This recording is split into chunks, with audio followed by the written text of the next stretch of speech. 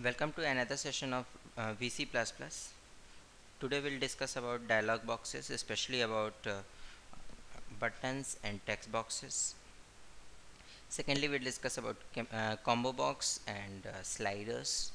Then we'll discuss about how we can handle the files in VC++, and we'll discuss about MDI and multiple views of that MDI applications. So let's move ahead. Dialog boxes की बात करें तो इसमें हमारे पास buttons और text boxes जो है ये सबसे कॉमनली यूज़ किए जाते हैं. So let's create a dialog box with some buttons and then will move ahead. Will create application that adds two number. Okay, एक हम एप्लीकेशन बनाने जा रहे हैं जो दो नंबर्स को ऐड करेगा. अब ऐड करने के लिए इनपुट और आउटपुट हमें दोनों चीज़ें चाहिए. ठीक है.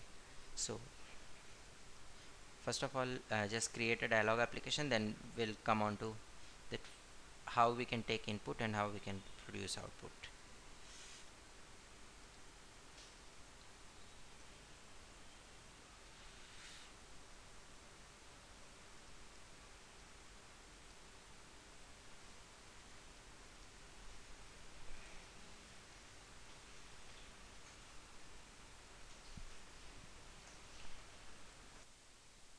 आपको यही वाला लैपटॉप चाहिए और प्रॉब्लम मेरे साथ भी वही है कि मैंने भी यूज़ किया.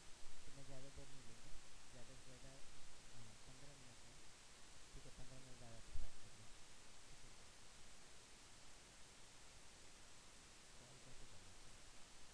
अभी मैं रिकॉर्डिंग कर रहा हूँ. इस नहीं, इसको रोका हुआ है. क्लिक करना है और वो चीज़ें उसमें कुछ बताना है नहीं, तो पहले बता चुका हूँ.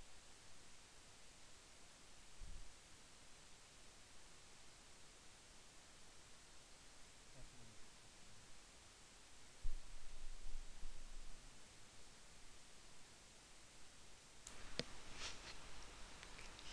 Well, देखिए हमको दो इनपुट चाहिए. So for the input we take edit box. This one is the edit box. Okay, just create here first edit box and second edit box. I want to produce the output also, so I am taking another edit box जिसमें output generate होके आएगा. ठीक है. अगर आप इन edit boxes के साथ कुछ मैसेजेस प्रिंट करना चाहते हैं, ठीक है, तो उसके लिए आप स्टैटिक यूज़ कर सकते हैं.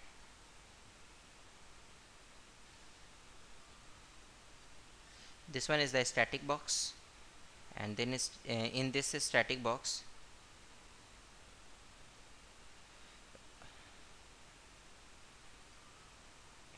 you can put any kind of message of your choice.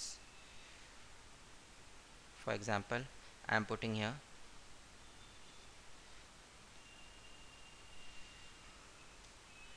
first number,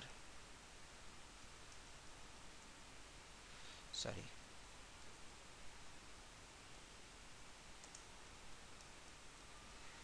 okay.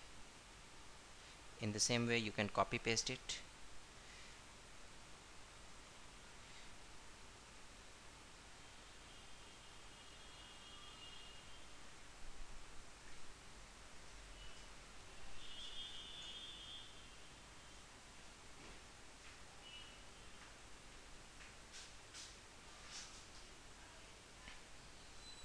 I am putting here second number,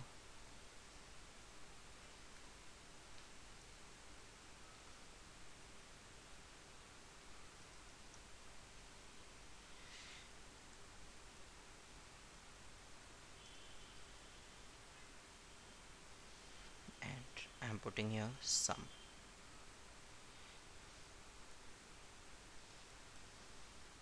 Okay, so in this way you can define the labels for these, and you can even place the labels as per your choice. जहाँ मन करे वहाँ इसको drag drop कर सकते हैं. ठीक है. Now I want to have one button also. इस बटन को जब क्लिक किया जाएगा तब ये सम कैलकुलेट होगा, अदरवाइज नहीं।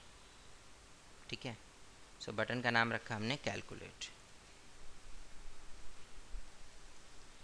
ओके,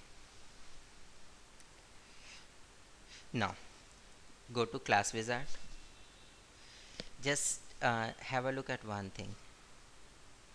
यहाँ पे अब हमें इन एडिट बॉक्सेस की रिक्वायरमेंट है, इन एडिट बॉक्सेस के वेरिएबल्स चाहिए। ठीक है, इसके पहले हम क्या कर रहे थे, केवल इवेंट्स को हैंडल कर रहे थे।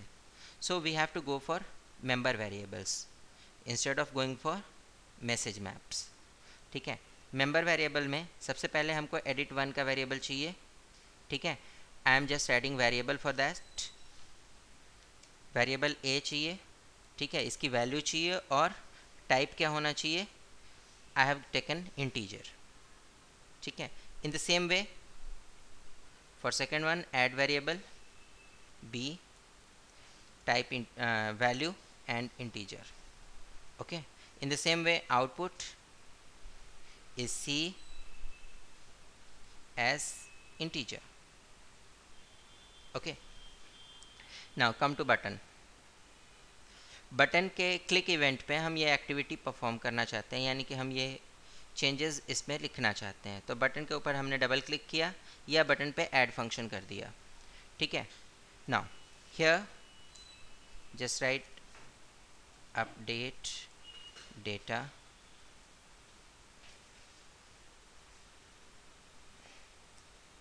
True, then m underscore c equal to m underscore a plus m underscore b semicolon, update data false. Okay, now just execute this.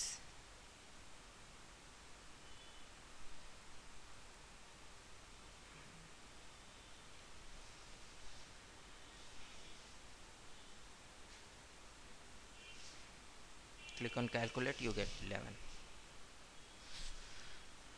अब देखिए आपके दिमाग में क्वेश्चन आ रहा होगा कि हमने ये और ये क्यों लिखा है।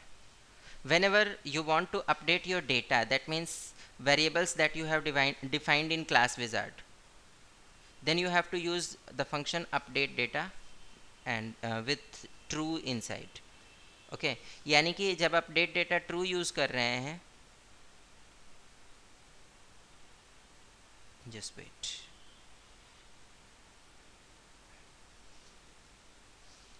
जब आप अपडेट डेटा ट्रू यूज़ कर रहे हैं तो उस समय IDC एडिट का डेटा उठ करके आपको m अंडरस्कोर a के अंदर ट्रांसफ़र हो जा रहा है। ठीक है, यानी whatever return in IDC edit 1 is transfer to m underscore a। In the same way IDC edit के 2 के अंदर जो भी लिखा हुआ है वो m अंडरस्कोर b के अंदर आ जाएगा। यानी आपकी स्क्रीन अलग है, आपका डेटा अलग है, यानी जो वेरिएबल्स हैं वो अलग हैं और स्क्रीन अलग है।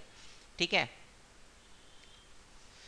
सो इन दोनों को आपस में कम्युनिकेट करने के लिए हम अपडेट डेटा फंक्शन को यूज़ करते हैं। ट्रू लिखा तो it is copying from screen to your code, and जब आपने इसे फॉल्स लिखा तो ये कोड से स्क्रीन को अपडेट करेगा। ठीक है,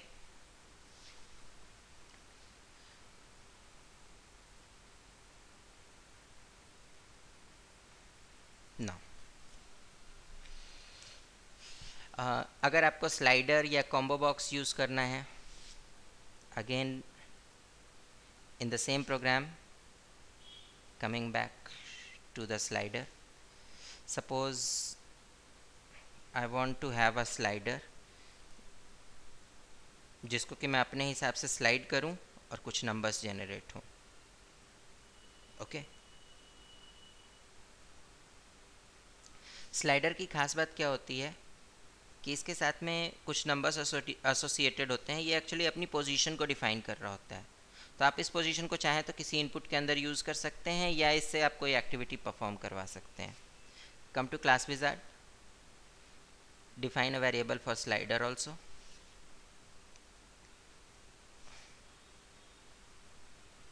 and come to message maps.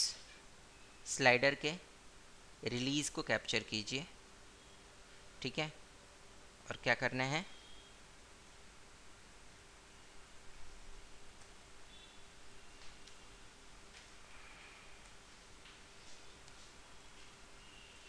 update data true, and then m underscore x sorry, m underscore a equal to m underscore x.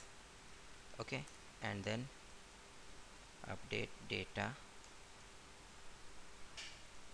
false. Okay, just execute the program and you will get slider को हमने move किया, ठीक है, and you can see the value is changed. ठीक है, slider की जो maximum value है दैट इज़ 100 एंड जो मिनिमम वैल्यू होती है वो होती है 0 and it is giving the values in terms of percentage. ठीक है, तो आप इसे कितना परसेंट मूव कर रहे हो उसके हिसाब से आपको यहाँ पे रेस्पॉन्स मिलता जाएगा. ठीक है, आप इसी तरीके का स्लाइडर इसके लिए भी बना सकते हैं. नाउ जब हमारे पास कोई रेंज पहले से डिफाइंड होती है कि मेरी वैल्यूज़ से 0 से लेकर 50 के बीच में होंगी, तो उस केस में हम स्लाइडर इस्तेमाल कर सकते हैं. ठीक है, other than this we have list box and combo box. Combo box एक ऐसा बॉक्स होता है जिसके अंदर की पहले से डिफाइंड लिस्ट दी गई होती है. आप उस लिस्ट को यूज़ करके, यानी उस एरे को यूज़ करके इस कॉम्बो बॉक्स के अंदर वैल्यूज़ फिल अप कर सकते हैं. ठीक है, आप अगर इसकी वैल्यूज़ देखना चाहें, go to properties, here data, यहाँ पे आप अपने आइटम्स ऐड करते चले जाइए. जैसे 1 आई हैव सॉरी 1, देन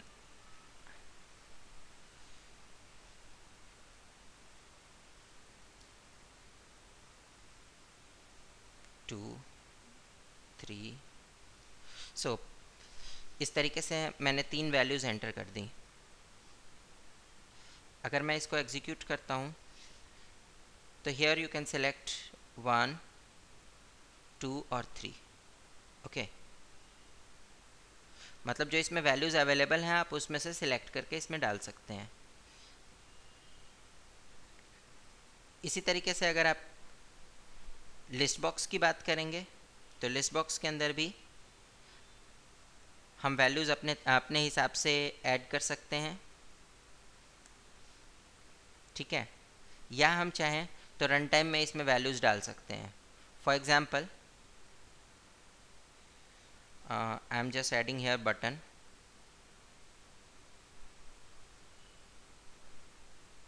और इस बटन के क्लिक पे मैं क्या कर रहा हूँ कि जो भी मेरा m अंडरस्कोर a में डेटा है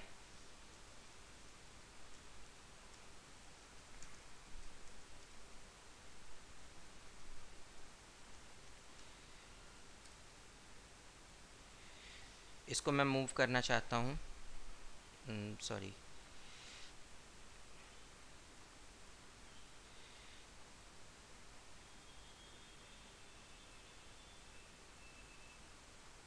इसको मैं मूव करना चाहता हूँ इस लिस्ट बॉक्स के अंदर. So I have to define the variable for this list box, list1, and then here we can use m underscore lst1 dot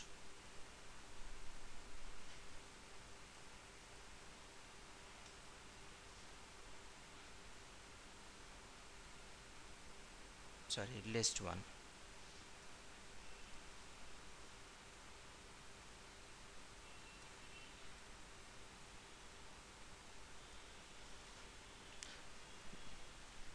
And in this way you can add here. Okay,